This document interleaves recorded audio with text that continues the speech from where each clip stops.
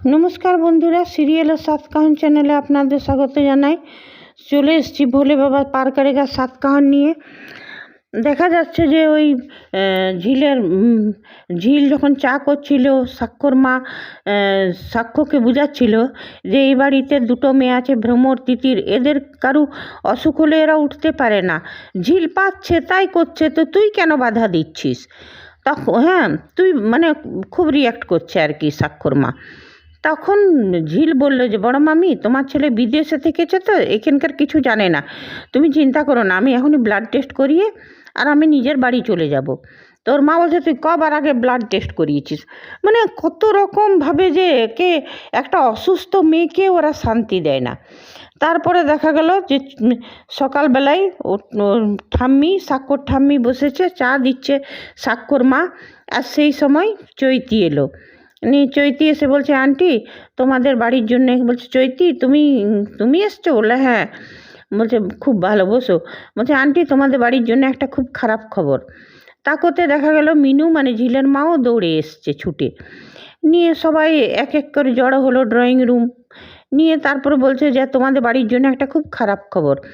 তখন সাক্ষ্য বলছে অমনি করে কেন বলছিস? বলছে না এই জন্যেই বলছি, ঝিল এখন এই বাড়িতেই থাকে, সবাই জানে ঝিল তোর বউ, তো এটা তোদের বাড়ি বলা তো বলতেই হবে, তোদের বাড়ির জন্যেই হলো। তো বলছে কি খবর, কি হয়েছে বাবা? ঝিলের মাও জিজ্ঞেস করতে লাগলো কি হয়েছে। ঝিল খুব অসুস্থ, কালকে গান টান গাইলো কিন্তু ওকে খুব শুকনো দেখাচ্ছিল, খুব অসুস্থ, আগে ওকে কখনো আমি এত অসুস্থ দেখিনি। ও আমাকে ফোন করেছিল, বলল যে অনেকগুলো ব্লাড টেস্ট মেস্ট হয়েছে, কি হয়েছে ওর? নিয়ে তারপরে সাক্ষ্য বলল, বলছে ঝিলের কি হয়েছে মানে সব জিজ্ঞেস করলো। তো বললো যে ঝিলের একটা ব্রেন টিউমার হয়েছে, আর টিউমারটা বেশ বড়, ওইটা অপারেশন করতে হবে। ওইটা শুনে তো ঝিলের মা খুব ভয় খেয়ে গেল। এইদিকে দেখা যাচ্ছে ঝিলও রুমে ঘুমিয়েছিল, উঠে এলো। তো বলছে তখন চৈতি বলছে হ্যাঁ এই ধরনের টিউমারগুলো ক্যান্সারও হতে পারে, সেটাই, ক্যান্সার যদি হয়ে যায় সেটা তো আরও খারাপ দিকে চলে যাবে না। তখন মিনু বলছে অমনি করে বলো না, অমনি করে বলো না, হ্যাঁ অমনি কথা বলতে, অলক্ষণে কথাগুলো বলো না। তখন বলছে সাক্ষ্য বলছে তোর এইসব ব্যাপারে কি বলবার কি দরকার? বলছে না সাক্ষ্য, আমি জানি যে, বলছে তুই এইগুলো সব কেন বলছিস, সবার সামনে এইসব কথাগুলো ডিসকাস করা উচিত নয়। বলছে না সাক্ষ্য, আমি মনে করি যে সবারই সামনেই এইগুলো ডিসকাস করা উচিত, যেহেতু এখানে ঝিলের মা আছে, ঝিলের মাও জানুক সব ব্যাপার বাড়ির। হ্যাঁ, তখন বলছে না এসব চিন্তা করো না। তখন ঝিলের মা খুব কাঁদতে লাগলো, নিয়ে ঝিল এলো, বলছে ঝিল বলছে মা তুমি এত চিন্তা করো না, ক্যান্সার হয়েছে তো কেটে বাদ দিয়ে দিলে ঠিক হয়ে যাবে, তুমি কান্নাকাটি করো না। তখন সাক্ষ্যর মা বলছে দেখো মিনু, মরা কান্না কেঁদো না, অসুখ হয়েছে ঠিক হয়ে যাবে। তারপর বলছে যে মারে তোকে আমি এখানে রাখবো না, চল আমার সঙ্গে চল, আমি যে করে হোক তোকে খাওয়াবো, আমার কাছেই থাকবি। তখন বলছে ওই ঠাম্মি ঠিকই তো, যখন ছেলেমেয়ের কিছু হয় তখন মায়ের কাছেই থাকা উচিত, নিয়ে যাও। তখন সাক্ষ্য বলছে না সেটা হবে না। তখন বলছে কেন? বলছে না আমি হবে না, ওর যতক্ষণ না ওর প্যারামিডগুলো ঠিক হচ্ছে ততক্ষণ অপারেশন করতে পারবো না, আর সেটা একটা বড় রিস্ক হয়ে যাবে, ঝিল এখানেই থাকবে। তখন বাড়ির লোকে বলছে কেন, ওর মা নিয়ে যেতে চাইছে তো মায়ের কাছে যেতে দিতে চাইছো নাই বা কেন? ওই শতরূপা বলতে লাগলো মায়ের কাছে তোমার যেতে দেওয়া উচিত, সে অসুখ করলে তো মায়ের কাছেই থাকা উচিত। বলছে না ওর বাড়ির পরিবেশটা সেরকম না, একটা পেশেন্ট থাকার মতন অবস্থা না। হ্যাঁ এটাও বলছে শতরূপা যে ওকে টাকা পয়সা দিয়ে দিবে, খাবার দাবার খাওয়াতে পারবে, তেমনি কিছু টাকা দিয়ে দিবে। তখন বলছে যে না ওদের বাড়ির, সাক্ষ্য বলছে ওদের বাড়ির পরিবেশটা অমনি না, কোনো পেশেন্ট রেস্ট করার মতন ওই পরিবেশটা নেই, ওইখানে ঝিল ভালো থাকবে না, এইখানেই থাকবে। ও খুব কম যখন তখন অজ্ঞান হয়ে যাচ্ছে, ওর মাথা ঘুরছে, ও এখানেই থাকবে। তখন ওর ঠাম্মিটা বলছে যে হ্যাঁ, যদি আবার কিছু হয়ে যায় আমার বাড়িতে তখন আবার বস্তির লোকরা এসে ভাঙচুর করবে। আর এদিকে ঝিল নিজের মাকে বুঝাচ্ছে সমানে, ঠিক আছে মা, আমি এখনই চলে যাব। হ্যাঁ, তখন চৈতি বলছে যে তুমি এত রেগে যাচ্ছ, হ্যাঁ, তখন বলছে টাকা পয়সা দিয়ে দিবে, আর ওইখানেই থাকুক। তখন ঝিল বলছে যে মেজো মামি, তোমরা না থাকলেও যদি আমার রোগটা হতো, যেমনভাবে আমি থাকতাম তেমনিভাবেই হবে, আমার কিছুই লাগবে না, আমি চলে যাচ্ছি মায়ের সাথে এক্ষুনি। তখন চৈতি বলছে তুমি এত কেন রেগে যাচ্ছ ঝিল? আর সাক্ষ্য ভালো বুঝেছে, সেই জন্যই তোমাকে বলছে অপারেশনটা করে নাও, তারপরে না হয় ঠিক হয়ে যাও, তখন না হয় তুমি বস্তির লোকদেরকে বুঝাবে, আর যেন সাক্ষ্যর পেছনে না লাগে।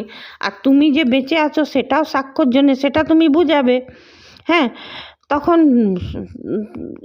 সাক্ষ্য বলছে এসব কথা থাক, তুমি আজকে কি খেয়েছো ঝিল? তখন ঝিল বলল মাছের ঝোল ভাত। বলছে কটা মাছ খেয়েছো? তো ঝিল চুপ করেছিল।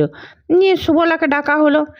নিয়ে সুবলা বলছে যে, সুবলাকে জিজ্ঞেস করলে যে ঝিল খেয়েছে? বললো যে হ্যাঁ, আপনি তো বলেছিলেন 2টো মাছ 2টো ডিম এই খেতে, তো কিছুতেই খেতে চাইলো না, আমি অনেক বললাম তাও। তখন ওর ঠাম্মিটা বলেছে একটা লোক অত কী করে খেতে পারে? যদিও বা গরিব, যদিও বা হাতে, তা বলে একসাথে এত খাবার কেউ খেতে পারে? মানে এরা মানুষ না জানোয়ার ভগবান জানে। এই হিরোইন যে ছিলেন, এই যে স্বাক্ষর কি মাধবী, এনাকে আমি খুব শ্রদ্ধা করতাম, কিন্তু এই রসনাই সিরিয়াল, এই সিরিয়াল দেখে না এনার প্রতি শ্রদ্ধাটা সম্মানটা চলে যাচ্ছে। মানে কি বলবো, মানে লীনা গাঙ্গুলি এত বড় একজন অভিনেত্রী, এত নামচিন অভিনেত্রীকে দিয়ে এইসব নেগেটিভ রোলগুলো, এত ফালতু জিনিস করাচ্ছে যেগুলো দেখলেই সম্মান চলে যায়। এতদিনের যে উনি সম্মান কুড়িয়েছেন অভিনয় জগতে, সেটা এই 2টো সিরিয়ালে নাশ করে দিল লীনা গাঙ্গুলি মাধবী দেবীর চরিত্রটাকে। যাই হোক, তখন ঝিল বলল আমাদের এই সব কিছুই লাগবে না, আমি যে তাতেই ঠিক। তারপরে ঝিল তখন সাক্ষ্য বলছে তুমি বুঝতে পারছো না, তোমাকে ভালো করে খেতে হবে, আর ভালো করে যদি তুমি না খাও তো তোমার সব কিছু প্যারামিডগুলো ঠিক হবে না, ততক্ষণ অপারেশন কী করে করব? নিয়ে সুবলাকে বললো যে শুনো, ও কোথায় ছিল? বলছে আমার রুমে। তখন বলছে তোমার রুমে কেন ছিল? ওকে বলেছি যে আমার রুমে থাকতে। তখন বলছে সুবলা বলে দিল যে বাড়ির লোক কেউ চায় না ও আপনার রুমে থাক, আর আপনি যখন ছিলেন না তখন ও কী করে যাবে আপনার রুমে থাকতে, আর বাড়ির লোকেরাও সেটা পছন্দ করবে না। বলছে শুনো সুবলা, আজ থেকে ও আমার রুমেই থাকবে, দরকার হলে আমি ওই রুমে থাকবো না, অন্য রুমে থাকবো, আর ও যখন ওয়াশরুমে যাবে তুমিও সাথে থাকবে, দাঁড়িয়ে থাকবে। হ্যাঁ, কেন কি ওকে একা ছাড়া রিস্কের ব্যাপার আছে। নিয়ে এইসব কথা। আর চৈতি বলছে সত্যি তোর মা নিতে যেতে আসছে, তো তুই কেন যেতে দিচ্ছিস না, আর তোর রুমে কেন রাখবি তুই ওকে? মানে চৈতির খুব সমস্যা হচ্ছে ওইটাতে। হ্যাঁ, আর সাক্ষ্য যে একটা কথা, ঠিক কথা, সাক্ষ্য বলছে না বটে, কিন্তু সাক্ষ্য সত্যিই ঝিলকে ভালোবেসেছে। ঝিলের ব্যাপারটা আমি বুঝতে পারছি না এখনও, আমরা দর্শকরা কেউই বুঝতে পারছি না। আর চৈতিও বুঝতে পারছে, বাড়ির লোকও বুঝতে পারছে, আর বুঝে নিয়েও না বোঝার ভান করছে। আমাদের শিক্ষিত সমাজেই বলুক, হাই সোসাইটি বলুক, আজে মা হচ্ছে মা। মা যদি দেখে ছেলে কোনটাতে খুশি আর ছেলের জন্য কোনটা ভালো, কেন কি সাক্ষ্যর মা তো নিশ্চয়ই বুঝতে পারে যে ঝিল চৈতির থেকে লাখো গুণে বেটার মেয়ে, যদিও ও বস্তির মেয়ে, যদিও বেশি পড়ালেখা জান না, কিন্তু এটা তো সাক্ষ্যর মা বুঝতে পারছে যে ঝিল মেয়েটা খুব ভালো, সোজা সাপটা। আর যদি এই গরিবের পড়াশোনা, বস্তি, এই ফরাকগুলো যদি মিটিয়ে দেওয়া হয়, তো তাহলে তো ঝিল, আর দেখতে সুন্দরী, তো তাহলে তো ঝিল সত্যিকারের সাক্ষ্যর বউ হবার উপযুক্ত, সেটা তো সাক্ষ্যর মায়ের বোঝা উচিত। কমসে কম লীনা গাঙ্গুলি যখন এত সব ফালতু বার্তা পাঠাচ্ছে সমাজে, মেসেজ দিতে, তখন এই মেসেজটাও দেওয়া উচিত যে একজন মায়ের মন বুঝেছে যে ঝিল সত্যি ভালো মেয়ে আর সাক্ষ্যর জন্য উপযুক্ত। এইটা যদি করে তো সমাজ একটা ভালো মেসেজ যাবে। আর এই যে অপমান আর হেনস্থা, যে সবাই বাড়ির লোকে একটা মেয়েকে ঘিরে, এটা প্রত্যেকটা সিরিয়ালে আমরা দেখছি, দেখে দেখে একদম এবার এলজির উচিত নতুন কিছু করার। সে যাই হোক, তারপর দেখা গেল বললো না আজ থেকে ঝিল আমার রুমেই শুবে, এর আমি কিছু হেনস্থা শুনবো না। নিয়ে তারপরের দিনে দেখা গেল যে ঝিল রুমে শুয়েছিল, নিয়ে সাক্ষ্য গেল, বলল গুড মর্নিং। তো ঝিল উঠলো, তো বলছে আপনি? তো বলছে হ্যাঁ গুড মর্নিং বললাম। তো বলছে এমনি। তারপরে বললো যে কালকে তো বলা হয়নি, থ্যাংক ইউ। তো বলছে কিসের জন্যে তোমাদের? না, বলছে আপনি আমাদের প্রোগ্রামটা স্পন্সর করেছিলেন সেই জন্যে। বলছে আচ্ছা তোমাদেরকে টাকা দিয়েছি সেই জন্যে? বলছে না সেই জন্যও নয়, আমরা কখনো ভাবিনি এই ধরনের, আমরা তো অন্য ধরনের গান গাই, আমরা কখনো ভাবিনি যে এই ধরনের গান আমরা গাইতে পারবো। আমরা ভাবতাম এটা বড় লোকদের গান, আমরা তো নিজেদের গান গাই, তবে রিহার্সেল করে রেখেছিলাম যদি কোনো দিন কাজে লাগে, আর সেই গানটা কালকে কাজে লাগলো, সেই জন্যই থ্যাংক ইউ বলছি।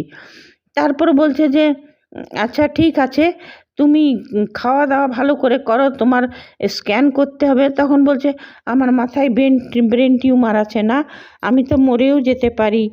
বলছে যে কে বললো তোমাকে যে তুমি মরে যাবে? তুমি কি করে জানলে? বলছে হ্যাঁ ব্রেন টিউমারে তো কেউ বাঁচে না। বলছে তুমি কি করে জানো? তুমি কি ডাক্তার? বলছে ডাক্তার না, ইন্টারনেট থেকে জেনেছি। তখন বলছে ইন্টারনেট থেকে সব জানা যায়, ফোনে দেখলেই সব জানা যায়। তখন বলছে এইটাই তো হচ্ছে মুশকিল, এখনকার লোকের ইন্টারনেট দেখেই ডাক্তারি করবে, তাহলে আর ডাক্তারের কি প্রয়োজন? তখন বলছে যে একদম কিছু হবে না তোমার। তখন বলছে আমি যদি মরেই যাই তো কি ক্ষতি, আপনার কি? আপনি আমার জন্য কেন এত করছেন? বলছে তুমি আমার একজন পেশেন্ট, সেই জন্য তোমার জন্য করছি।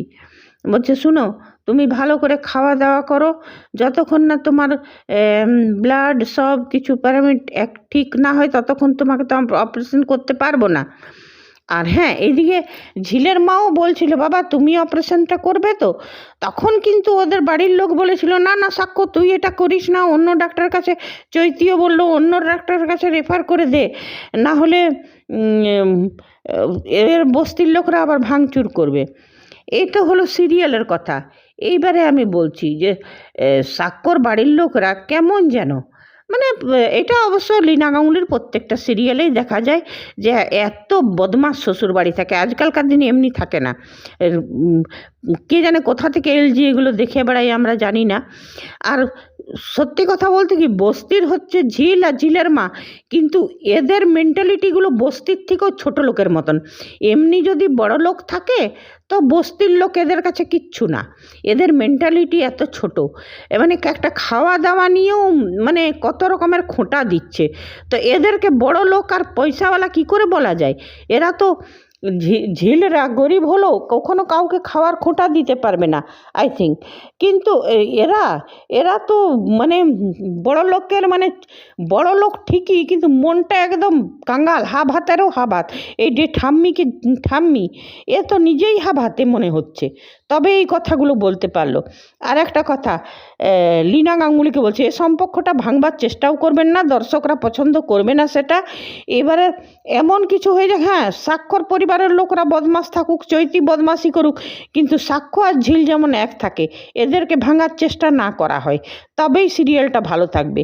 আর যদি এদের বিয়ে ভেঙে দেয়, যেমন গুড্ডিতে দেখেছিলাম, আরও একটা কোন হ্যাঁ ঝানাকে দেখেছিলাম, বিয়েটা ভেঙে দিল, নিয়ে আবার 14 বার বিয়ে করতে লাগলো আর বিয়ে ভেঙে দিল, এমনিভাবে হলে এ সিরিয়ালটা তাহলে এখনই বন্ধ করে দাও, কেন কি আমরা এমনিভাবে দেখতে চাই না।